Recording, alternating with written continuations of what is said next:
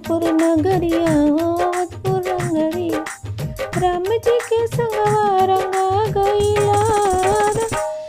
संगवा रंगा गईला, गुन में भोला रंगा गईला, पाग भोला रंगा गईला, होली खेले गईला भोला कृष्णा नगरी, होली खेले गईला गोकुल नगरिया, गोकुल नगरिया हो गोकुल नगरिया, कृष्णा जी के संगवा रंगा गईला, कृष्णा रंगा गईला, फागुन में भोला गईला, फागुन में भोला रंगा, होली खेले गईला बैकुंठ नगरिया,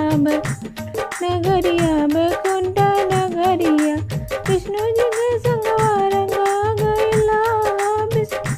संगवा रंगा गईला, फागुन में भोला गईला, फागुन में भोला रंगा गईला, होली खेले गईला ब्रह्मलोक नगरिया, नगरिया ओ ब्रह्मलोक नगरिया,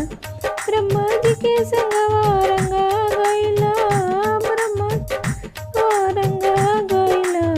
फागुन में भोला गईला, फागुन में भोला गईला, होली खेले गईला भोला भूलोक नगरिया, भूलोक नगरिया हो नगरिया, भगतन के संगवा